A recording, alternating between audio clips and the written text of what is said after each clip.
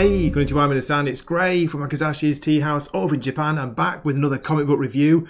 Guess what I'm reviewing today? That's right, as you can see by the cover here, it's Destro, issue 1 from Image Skybound, part of the Energon universe, written by Dan Waters. It's got art by Andre Bressan and really good colours, which I want to mention, by Adriano Lucas. So, for those who don't know, who or what is Destro? Briefly, off Wikipedia, Laird James McCullen Destro the 24th, usually referred to simply as Destro, is a fictional character from the G.I. Joe, A Real American Hero toy line, comic books and cartoon series.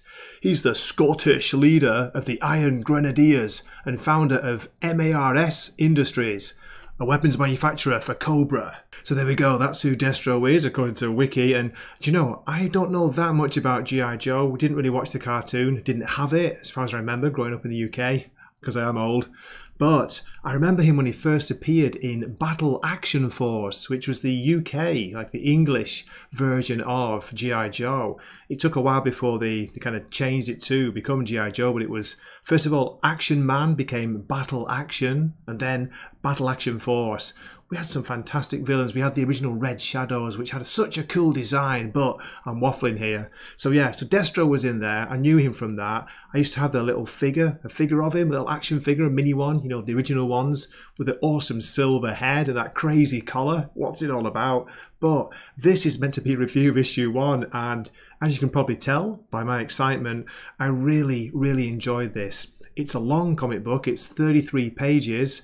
I'm going to give a little bit of an inside look in the book, but I'm only going to show from the first 13. So no big spoilers from me. Just want to show you some of the characters, some of the moments.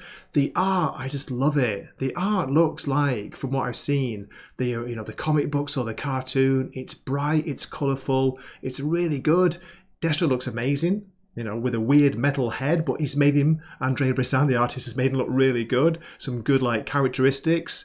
Great colours, as I already mentioned, by Adriano Lucas. Seriously, some really nice colouring in this book. And yeah, it was a blast.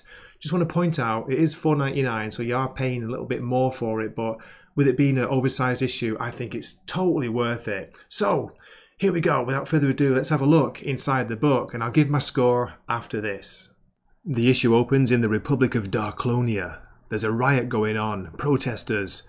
Prime Minister, the protesters reached the gates. The Prime Minister calls it an insurgency, and then Dan Waters gives us lines like this. They're very dangerous and violent, wishing only to undermine the Darklonian way of life and eat all their neighbours' babies. Mamma mia, it's a bit extreme, innit? He sends some of his mercenary soldiers outside the gate to quell the revolution, but they're confronted by this strange figure dressed all in black with a helmet on, some kind of weird console on the front of his chest. Who the hell is that? Meet the Battle Android Trooper, advanced prototype. I like the sound of his modular Gatling arm cannon. The trooper cocks his gun, and the men light it up. How is it still standing? Where did he come from? Oh God, says one of them, up there. And then look at the guy on the right, the bottom right of the panel. I love his expression, it's classic. And then we're treated to this fantastic full page of art by Andre Bressan. Look at this. There are more incoming! They're dropping out of the sky from helicopters. Great perspective, great art here, I love this. The Prime Minister hears all the carnage outside. Boys will be boys, I suppose. As his mercenaries fall back to the palace, one of his generals tells him, they aren't human, they're machines! And we get this cryptic line here from the Prime Minister. What? It can't be him! Get me out of here! Back outside the palace and the protesters are delighted. Darklonia is free! But we see the trooper turn and face them. Even though they're holding peace signs and don't appear to have any weapons, he takes them out. Mows them all down where they stand. And that's when we get our first glimpse, our first sight of Laird Destro. He tells the Prime Minister that the Darklonian people accept his resignation. I don't understand. When did he become a revolutionary? It's quite simple, ex-Prime Minister. I know, it's a pretty poor Sean Connery impression there. But hey, Destro's Scottish, did you know? Absolutely, Miss Moneypenny. The moment it could turn a profit, says Destro. That's what he's all about, profit. He doesn't care which side he's on. Hey, he'll fund or sell both sides' weapons if he makes a profit. The Prime Minister reaches for a handgun. Then Destro drops his classic line. Oh, Prime Minister, were you contemplating acting with honour for the first time in your life? A gunrunner talks to me of honour. And here he tells the Prime Minister that his cousin, Artyom Darklon, is going to be taking over prime ministerial roles. So get out of his chair. And then we get this fantastic close-up of Destro's face. I love the colours here. The art by Andrei Bressan, the colorist as well. Really, really good. Great detail. Great use of shadows in different shades. And how does Cobra Commander react to all this? Destro, I am displeased. He goes on to tell Destro that Cobra Commander himself provided Destro with the Energon required to make your BATS project a reality. There was no discussion of using them to conquer backwater nations for the sake of your personal vendettas. Do you get the feeling that Cobra Commander and Destro don't get along? Well, you'd be right. Destro tells him that they needed to test the BATS. I keep saying BATS, it sounds weird, the BATS, the Battle Troopers. But there's a problem with the programming. The problem is, they shoot anything with a face in that face until they're switched off. So that's why they just took out both sides, the revolutionaries and the mercenaries.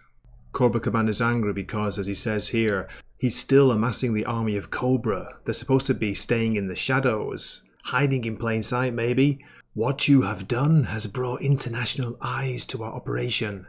Destro corrects him. To my operation. I run Mars, not Cobra. We're in business together. I'll build your machines, work with you towards your goal, but I'm not your subordinate. Remember that. And he cuts the connection. Okay, I'm going to stop the look inside the book here and listen to this. There is still 20 pages of story to go. There's still so much that happens. So many characters come into this. It's great and I don't want to spoil it. But I want to read a little bit from the afterword from writer Dan Waters. Here's what he has to say about Destro and the book. It's not the first time an editor has come to me and said, we wanted a book about a maniacal sociopathic despot, so we thought of you. Which perhaps I should see as a little concerning on a personal level, but I hope it doesn't stop happening. For my money, the devil has the best music and his party has the best characters. And a perfect example of that is our beloved Destro. He goes on to say, hailing from the distant, vaguely haunted shores of the United Kingdom, like me, I didn't grow up with G.I. Joe the way most of my American peers did. We had Action Man. And Action Force, by the way, Dan, don't forget. Instead, who was basically a Ken doll with a Bowie knife and a pair of rollerblades. And yes, thank you, he did rule. So I've come to this with a fresh pair of eyes and have been delighted to find such deep, complex and periodically unhinged source material to draw from. Destro fits a pretty classic gothic archetype. He's a capital R romantic, blazing his own trail, following his own code of ethics, regardless of how the world around him perceives him. He's a small R romantic, desiring human connection, yet isolated by his paranoia and the weight he feels from the legacy of his ancestors. And then right at the end he says, and he does it all dressed like a pro wrestling vampire. Oh, how I love this guy. Dan Waters, May 2024, London, UK. Well, there you go. Do hope you enjoyed that little look inside the book. Now, for a score for this, I really enjoyed it and I've read it 3 times now and I think it's got better with each read. There is so much going on in this. Some people might say a little bit too much, but yeah, I'm going to give this a very strong 8.5 out of 10. Now, let's have a look at the variant covers. The first one is by Andrea Milana. Then we get this from Freddie E. Williams II. Black Saber Comics variant, so by the sound of that, it's going to be hard to get. Here we have a Comic Kingdom creative by Sajad Shah, All Joe's Dead. Then Condemned Comics give us a Jamie Sullivan variant. How about this? This is a 1 in 25 by Steve Epting. Then a 1 in 50 by Jorge Fornes.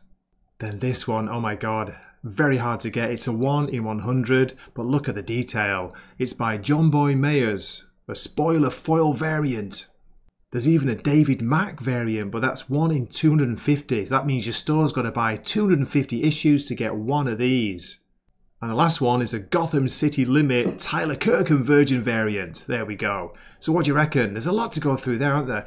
Which one would you go for? It's impossible to choose. I like the basic cover, I like the original cover, but yeah, I don't know, if you had to choose one, yeah, probably the 1 in 100, but you know, as I say, impossible to get. So, thank you so much for watching this far, I really appreciate it, and do let me know what you think of the comic in the comments, I'd love to hear from you. Shout out to my members, you guys and girls, you rule, you keep the channel going, you keep me sane, I love you all, and I hope to see you in a future video. This has been Gray from Wakizashi's Teahouse, signing off for the night. Matane.